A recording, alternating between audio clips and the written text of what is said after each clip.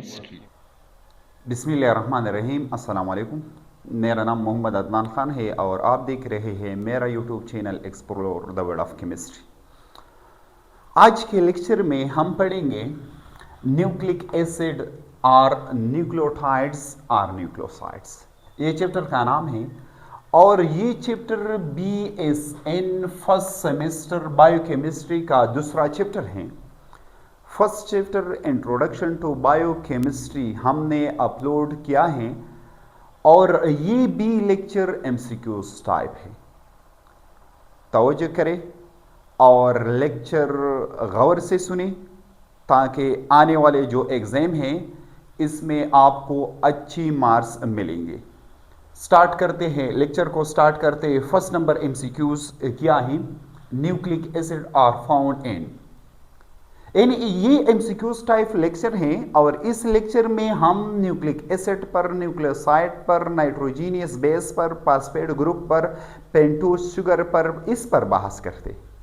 First number MCQs का मकसद ये है न्यूक्लिक एसिड आर फाउंड, यानी न्यूक्लिक एसिड किन किन लिविंग ऑर्गेनिज्म में पाए जाते हैं, यानी सारे के सारे जो लिविंग ऑर्गेनिज्म हैं तमाम ऑर्गेनिज्म में न्यूक्लिक एसिड मौजूद है। ऑल लिविंग थिंग्स मौजूद है। फर्स्ट नंबर MCQs का मकसद ये है। दूसरा MCQs क्या है? Nucleic acid are, nucleic acid कौन है? न्यूक्लिक एसिड याद रखिए, न्यूक्लिक एसिड का नाम न्यूक्लिक, इसका मकसद ये है कि न्यूक्लियस से रिलेटेड, न्यूक्लिक मीन न्यूक्लियस से रिलेटेड, एसिड मीन यानी न्यूक्लिक एसिड के अंदर जो न्यूक्लियस के अंदर मॉलिक्यूल, इसको हम न्यूक्लिक कहा जाता है। और एसिड का मकसद क्या है? यानी इसके अंदर पार्ट, कुछ हिस्सा एसिड है या एसिड से निकलता है और फिर किसको अटैच हो जाता है? इस मॉलिक्यूल्स को अटैच हो जाता है और फिर इस मॉलिक्यूल को हम एसिड नाम से पुकारा जाता है।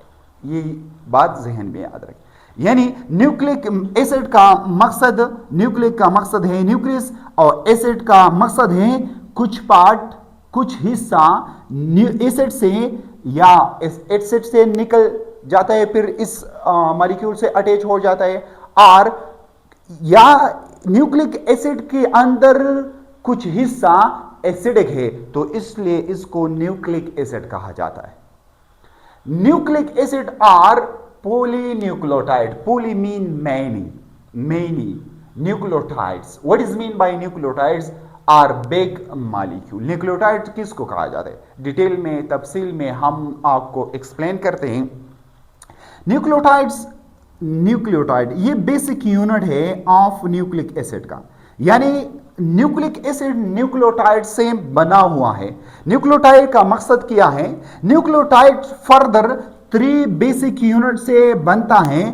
फर्स्ट नंबर यूनिट है पेंटोस शुगर। ये एक ऐसा शुगर है क्योंकि 5 कार्बन से बना हुआ है तो इसलिए इसको हम पेंटोस शुगर कहा जाता है। अगर ये पेंटोस शुगर RNA में मौजूद हो तो फिर इसको हम राइबोज शुगर से पुकारा जाते हैं, और ये शुगर जब DNA में मौजूद हो तो फिर इसको हम डीऑक्सी शुगर कहा जाता है, यानी पेंटोस शुगर को। क्लियर? और इसके बाद फास्फेट ग्रुप PO4 ग्रुप, यानी PO4 ग्रुप ये एक ऐसा ग्रुप है जो कि फास्फोरिक एसिड से निकल जाता है और फिर पेंटोस शुगर से कनेक्ट हो जाता है। और इसके बाद एक और बेसिक यूनिट है, इसको हम नाइट्रोजीनियस बेस कहा जा रहा है, यानी O बेस, जिसके अंदर नाइट्रोजन मौजूद हो तो फिर इस बेस को हम नाइट्रोजीनियस बेस या नाइट्रोजनस बेस कहा जाता है। इस तीनों यानी पेंटोस शुगर, फास्फेट ग्रुप और नाइट्रोजीनियस बेस, ये तीनों कंबाइन हो जाता है और फिर न्यूक्लियोटाइड बनाता है। न्यूक्लियोटाइड का मकसद ये है। और न्यूक्लियोटाइड एक पॉलीमर है, एक लॉन्गेस्ट मॉलिक्यूल है, एक लार्जेस्ट मॉलिक्यूल है, एक मैक्रो मॉलिक्यूल है। ये बात जहन में याद रखें। थर्ड नंबर MCQs कौन सा है? Nucleic acid are linear polymer, यानी ये लीनियर चेंज बनाता है किससे? न्यूक्लियोटाइड से। इसका मकसद ये है जब एक न्यूक्लियोटाइड दूसरा न्यूक्लियोटाइड एक दूसरे से कनेक्ट हो जाता है एक बॉन्ड के जरिए, इस बॉन्ड को हम फास्फोडाइईस्टर बॉन्ड कहा जाता है। कौन सा बॉन्ड? फास्फोडाइईस्टर बॉन्ड। कौन सा बॉन्ड? फास्फोडाइईस्टर बॉन्ड। जहन में याद रखिए, फास्फोडाइईस्टर बॉन्ड एक न्यूक्लियोटाइड और दूसरा न्यूक्लियोटाइड, जब एक न्यूक्लियोटाइड का फास्फेट ग्रुप हो और ये phosphate group carbon number 5 pentose sugar carbon number 5 से कनेक्ट, फॉर एग्जांपल ये पेंटोज शुगर है, pentose sugar mean it contain 5 carbon, यानी ये कार्बन नंबर 5 है, ये कार्बन नंबर 1 है, ये कार्बन नंबर 2 है, ये थर्ड कार्बन है, ये 4वां कार्बन है, ये 5वां का। जब नाइट्रोजीनियस बेस कार्बन नंबर 1 पे कनेक्ट हो जाता है और फास्फेट ग्रुप कार्बन नंबर 5 पे कनेक्ट हो जाता है तो फिर न्यूक्लियोटाइड बन जाता है। और ये फास्फेट ग्रुप एक और न्यूक्लियोटाइड से जो कि कार्बन नंबर 3 पे पेंटोज शुगर को कनेक्ट करता है, तो फिर इस बॉन्ड को हम क्या कहलाते हैं? फास्फोडाइईस्टर बॉन्ड कहा जाता है। यानी इसका स्ट्रक्चर मैं ड्रा करता हूं, इंशाल्लाह याद रखिए जहन में न्यूक्लियोटाइड का। क्लियर? हाँ। The primary function of nucleic acid, primary function of nucleic acid क्या है? एनकोड, ट्रांसमिटेड, ट्रांसफर करता है, एक्सप्रेस करता है जेनेटिक इंफॉर्मेशन। यानी जेनेटिक इंफॉर्मेशन पेरेंट से ऑफस्प्रिंग तक, चाइल्ड तक इस को ट्रांसफर करता है। तो इसका main function, primary function nucleic acid का ये है, जहन में याद रखें। Number 5, which of the following are nucleic acid? Nucleic acid कौन है? न्यूक्लिक एसिड डीएनए और आरएनए को हम न्यूक्लिक एसिड कहा जाता है, यानी ये न्यूक्लियस में मौजूद है तो इसलिए इसको हम न्यूक्लिक एसिड कहा जाता है। यानी समटाइम आरएनए साइटोप्लाज्म में भी मौजूद है, याद रखें। Clear? Number 6, basic unit of nucleic acid. Nucleic acid का बेसिक यूनिट कौन है? न्यूक्लियोटाइड्स है। Nucleotide is the basic unit of nucleic acid, ये जहन में याद रखें।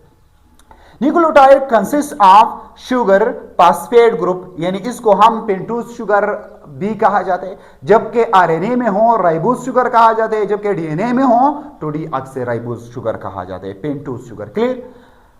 फास्फेट ग्रुप और इसके बाद नाइट्रोजीनियस बेस, इन तीनों जब एक दूसरे से कनेक्ट हो जाता है तो फिर इसको हम न्यूक्लियोटाइड कहा जाता है, ये एक न्यूक्लियोटाइड है। Clear? Sugar present in RNA, जब की शुगर आरएनए में मौजूद हो तो इस शुगर को हम राइबोज शुगर कहा जाता है। क्लियर? ये एक और एमसीक्यू है। Number 9 MCQ, sugar present in DNA, अगर शुगर डीएनए में मौजूद हो, डीएनए का शुगर कौन सा शुगर है? डीऑक्सीराइबोज शुगर, इसका नाम ये है डीऑक्सीराइबोज। यानी कार्बन नंबर 2 पे जो ऑक्सीजन मौजूद है राइबोज शुगर के अंदर, जो कार्बन नंबर 2 हो, इसमें एक ऑक्सीजन हम रिमूव करेंगे तो फिर इसको डीऑक्सीराइबोज शुगर कहा जाता है। Clear? Number 3, sugar present in nucleotide, nucleotide के अंदर जो शुगर मौजूद है इस शुगर का नाम है पेंटोज शुगर। कौन सा नाम है? Pentose sugar. Number 11, which component gives acidic nature to a nucleic acid, यानी न्यूक्लिक एसिड को कौन सा ग्रुप है जो एसिडिक नेचर देता है? वो कौन सा ग्रुप है? ये फास्फेट ग्रुप है, PO4 ग्रुप है। लेकिन PO4 एक एसिड है, इसका नाम है फास्फोरिक एसिड। इससे हाइड्रोजन रिलीज हो जाता है, यानी पॉजिटिव फॉर्म में प्रोटॉन रिलीज हो जाता है और इसके बाद PO4 रह जाता है। और ये PO4 किससे कनेक्ट हो जाता है? पेंटोज शुगर से कनेक्ट हो जाता है और फिर क्या बनाता है? फिर न्यूक्लियोटाइड बनाता है। न्यूक्लियोटाइड एक दूसरे से कनेक्ट हो जाता है, ये न्यूक्लियोटाइड का स्ट्रक्चर है। न्यूक्लियोटाइड के अंदर नाइट्रोजीनियस बेस कार्बन नंबर 1 पे और कार्बन नंबर 5 पे जब फास्फेट ग्रुप कनेक्ट हो जाता है तो फिर इसको हम न्यूक्लियोटाइड कहा जाता है। जब एक न्यूक्लियोटाइड दूसरी न्यूक्लियोटाइड को कार्बन नंबर 3 पे, ये कार्बन नंबर 3 है, क्लियर? कार्बन नंबर 3 और ये कार्बन नंबर 1 पे फिर नाइट्रोजीनियस बेस आ जाएगा और इस पर फिर से स्टो होगा और फिर फास्फेट होगा, फास्फेट ग्रुप होगा, फिर इस तरह बाण होगा। जब सारे ज़्यादा न्यूक्लियोटाइड, फॉर एग्जांपल एक न्यूक्लियोटाइड, दूसरा न्यूक्लियोटाइड, तीसरा न्यूक्लियोटाइड, चौथा, दिस एंड सो ऑन, ये बॉन्ड है, ये बॉन्ड है, ये बॉन्ड, इसको हम फास्फोडाइईस्टर बॉन्ड कहा जाता है। इस बॉन्ड को, इस बॉन्ड को, क्योंकि ये बॉन्ड फास्फोडाइईस्टर है और जब एक न्यूक्लियोटाइड दूसरा न्यूक्लियोटाइड एक दूसरे के दरमियान फास्फोडाइईस्टर बॉन्ड से कनेक्ट हो जाता है, फिर एक स्ट्रैंड बनाता है और इस स्ट्रैंड को हम क्या कहलाता है, इस स्ट्रैंड को हम एक न्यूक्लियोटाइड है और ये पॉलीन्यूक्लियोटाइड स्ट्रैंड है। पॉलीन्यूक्लियोटाइड स्ट्रैंड का मकसद ये है कि इस स्ट्रैंड में ज्यादा न्यूक्लियोटाइड कनेक्ट हो जाता है और फिर न्यूक्लिक एसिड बनाता है। ये बात जहन में याद रखें। क्लियर? 11 नंबर एमसीक्यूज कौन सा है? Which component gave acidic nature to the nucleic acid? Nucleic acid को एसिडिक नेचर कौन ग्रुप देता है, कौन कंपोनेंट देता है, कौन पार्ट देता है? ये पार्ट PO4 ये एक एसिड से निकल जाता है। इस एसिड का नाम है H3PO4 फास्फोरिक एसिड।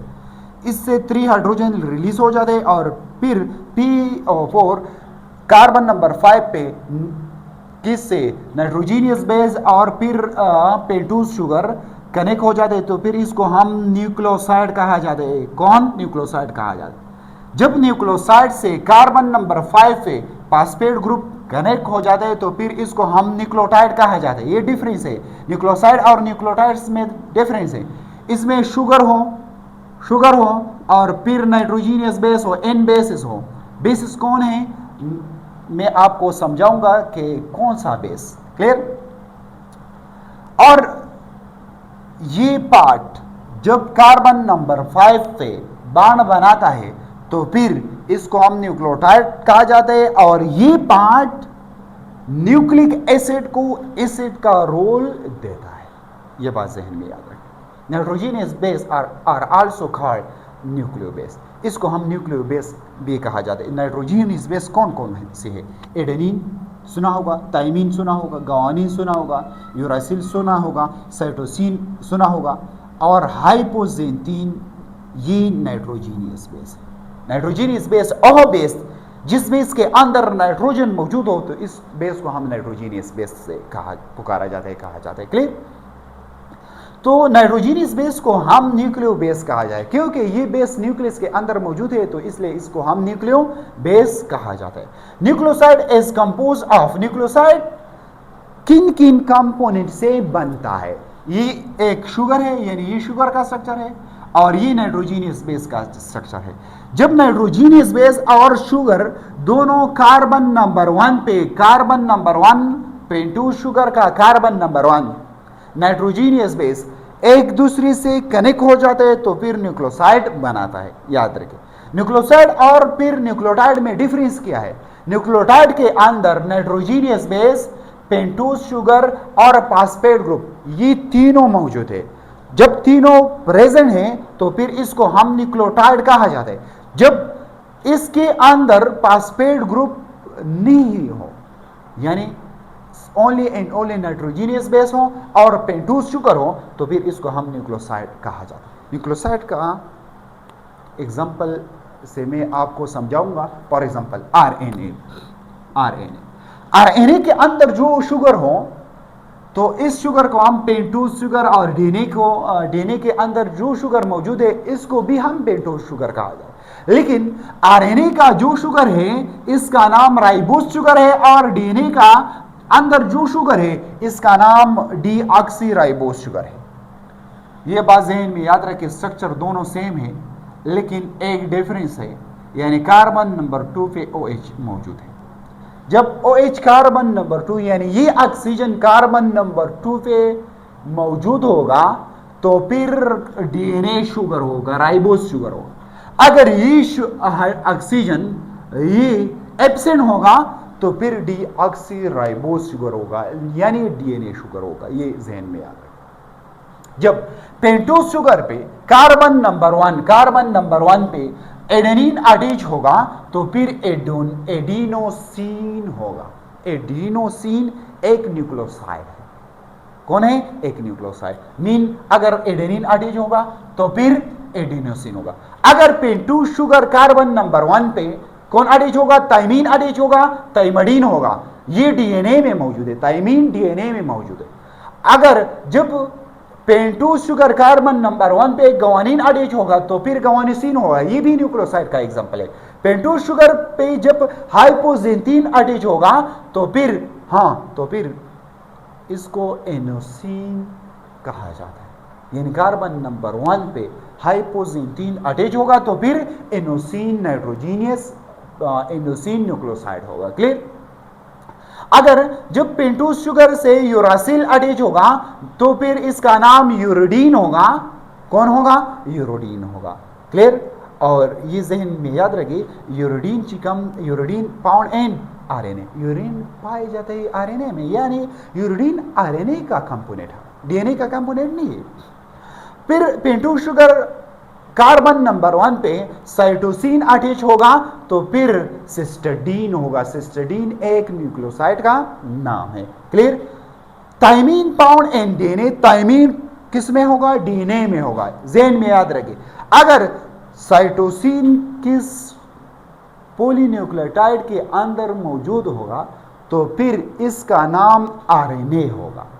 और जब थाइमीन अटैच होगा कार्बन नंबर फेस पे, नाइट्रोजीनियस बेस को कनेक्ट करेगा तो फिर इस थाइमीन को हम थाइमडीन कहा जाता है, थाइमडीन कहा जाता है। और ये थाइमडीन डीएनए में होगा। ये एक न्यूक्लियोसाइड है। यानी सिस्टडीन कौन है? साइटडीन कौन है? साइटडीन ये मेन फॉर्म है, मेन पार्ट्स है, डीएनए का मेन पार्ट्स है। ये बात जहन में याद रखें। क्लियर? 15 number MCQs. एडेनिन और थाइमीन ये दोनों नाइट्रोजीनियस बेस है और इस दोनों के दरमियान 2 हाइड्रोजन बॉन्ड मौजूद है। और ग्वानिन और साइटोसिन के दरमियान 3 हाइड्रोजन बॉन्ड मौजूद है। और ये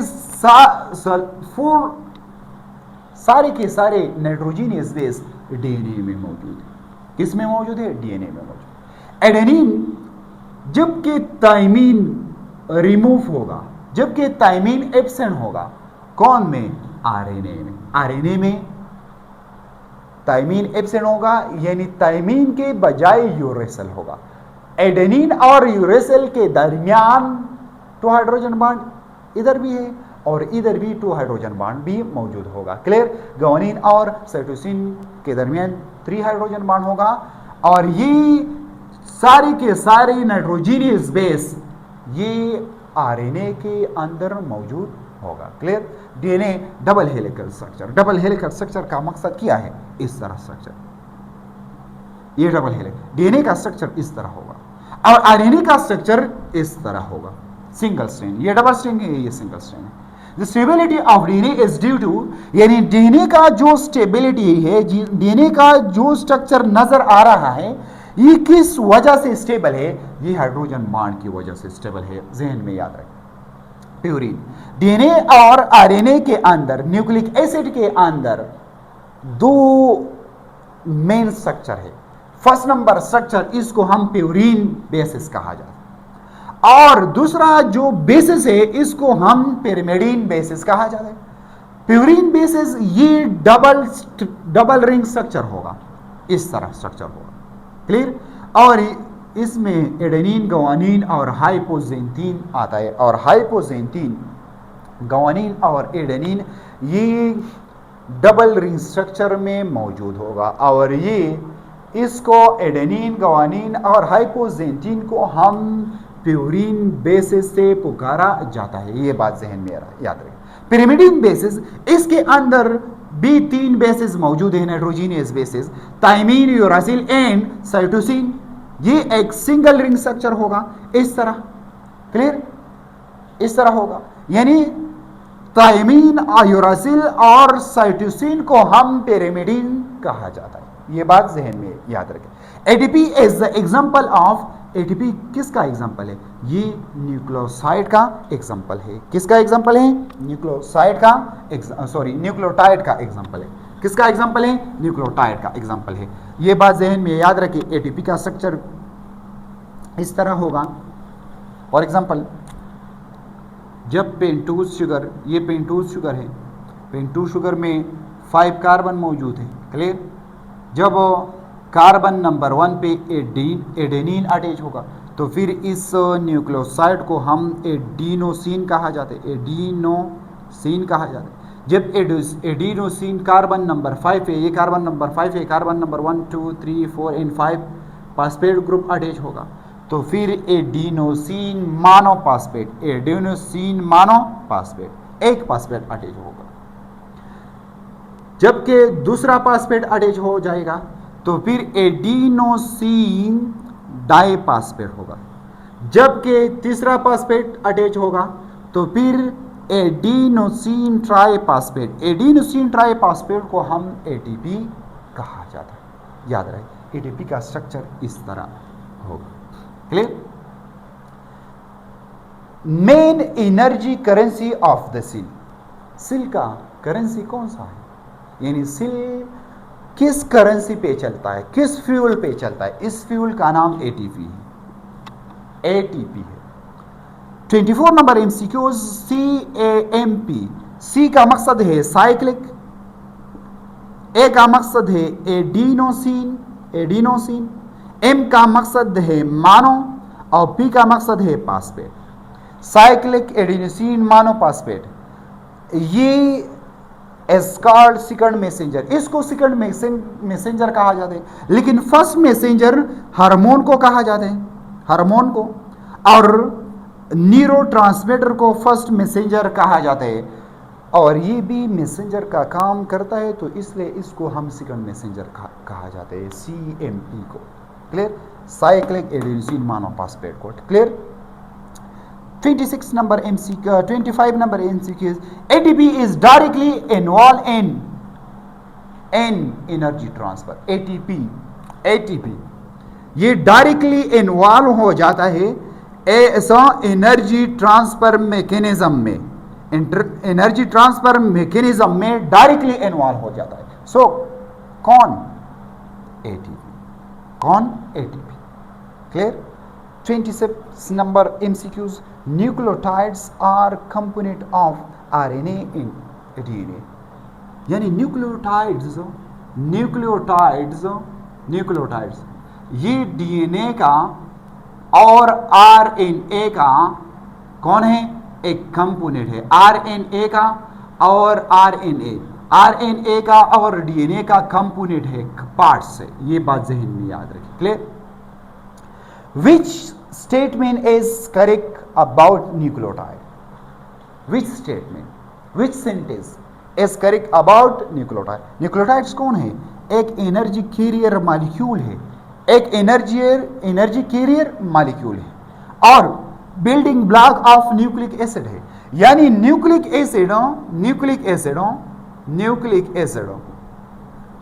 एसिड ये एक पॉलीमर मॉलिक्यूल है, ये एक लार्जेस्ट मॉलिक्यूल है और न्यूक्लिक एसिड मॉलिक्यूल न्यूक्लियोटाइड से बनता है। यानी the smallest unit of nucleic acid is called nucleotides. But nucleotides are further, it is the combination of 3 basic unit. First one is called nitrogenous base, second one is called pentose sugar, third one is called phosphate group। ये तीनों जब combine हो जाते हैं तो फिर nucleotide बनाता है। जब पेंटोज शुगर और नाइट्रोजीनियस बेस एक दूसरे से कनेक्ट हो जाते हैं तो फिर इसको हम न्यूक्लियोसाइड कहा जाता है।